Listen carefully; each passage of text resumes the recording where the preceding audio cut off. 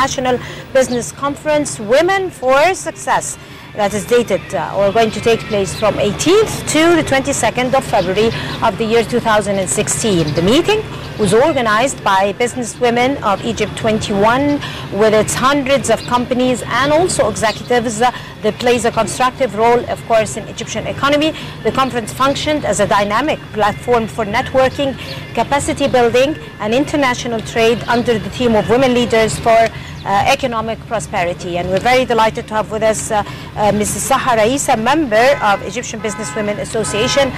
Hello, Mrs. Issa. Hello, and thank you for having me today. It's a pleasure to be with you guys today. Welcome again. And first of all, I'd like to ask you, what was the outcome of the conference?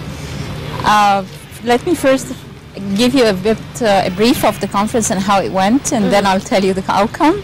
The conference was held at the first day was held at the Arab League under the umbrella of the Arab League. The Businesswomen of Egypt, in affiliation with the Arab League, is sponsoring a program for women, and this is the second year that we hold the conference at the Arab League.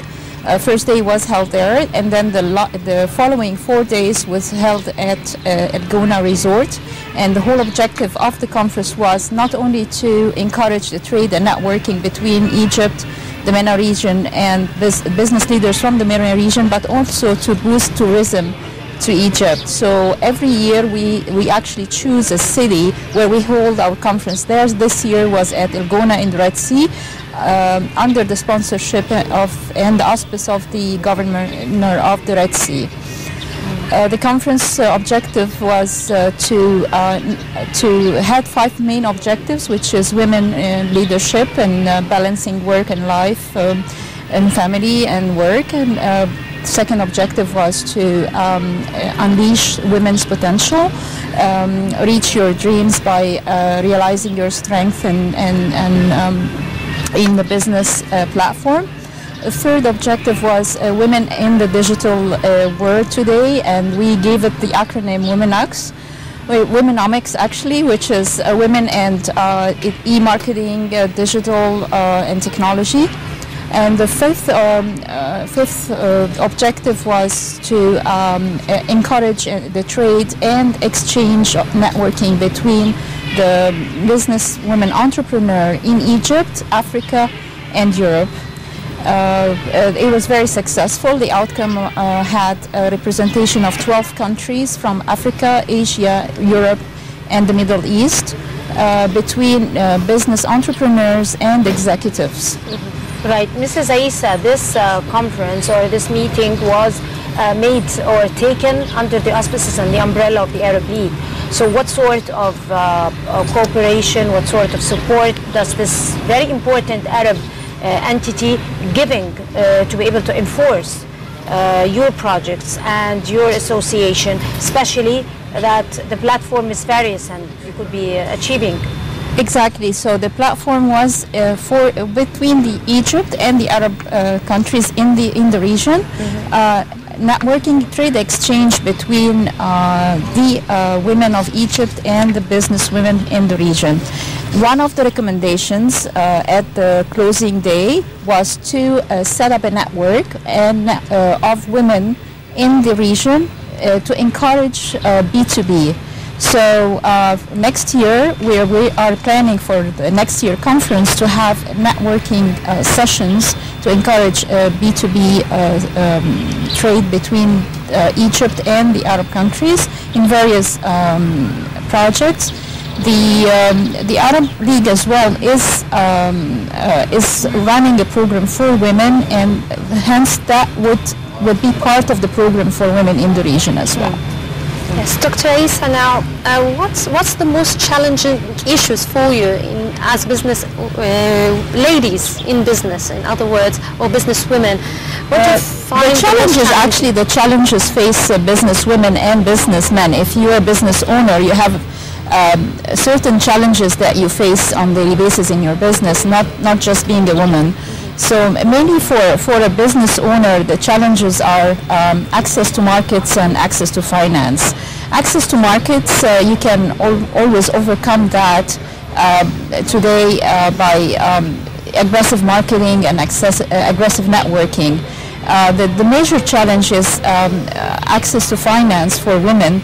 And actually the organization has a lot of programs in collaboration with the International Labour Organization, the UN Women Program, that fosters programs that provide finance and access to finance for women, in addition to the European Bank as well, programs through the European Bank to enhance the access to funds for women. Right. Russia, my colleague, talked about the challenges that meet the women. The challenges are mainly access to markets and access to finance. Challenges everywhere. Everywhere, exactly. Up for women and men. So yes. It's not a matter of gender. But in any way, women, let's be realistic, women have been a driving force in political spheres. Women have been energetic factors in many projects. Women has been role models for everyone in many successful and leading stories. So where do you see opportunities open for women, wide open for women to be able to invade and effect success, especially in the field of economy? You actually touched on one of the subject or the workshop that was at the conference, which is Unleash Your Potential and Realize Your Strength in Leadership. So I would say women in particular, women can multitask. So when we talk challenges doesn't really exist in the world of women, because we're used to multitask. So I would say challenges maybe could be on a daily basis in problem solving, but that again, you have to be creative. You have to be very creative in your in tackling your problems. I don't see any challenges as a business owner myself. The challenges there are no challenges for me. What particular fields would you recommend for women who would like to start their own careers? As I said, you have to unleash your potential and follow your dream. If you have a passion in an area, you really need to approach it that way. Unfortunately, nowadays, the young kids or the young generation who are fresh graduates out of university, they are not really well guided.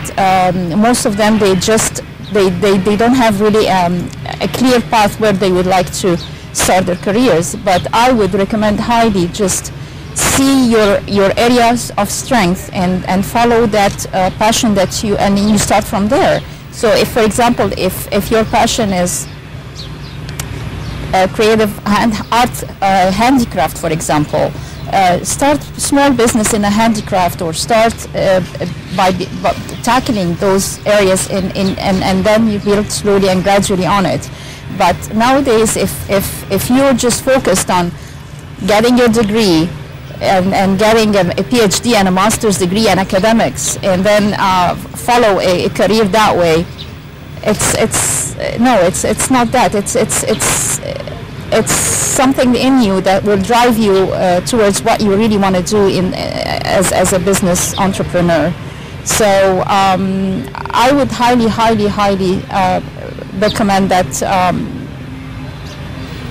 if you have a passion in an area or a field, just follow it, and progress will come gradually with you. Well, Mrs.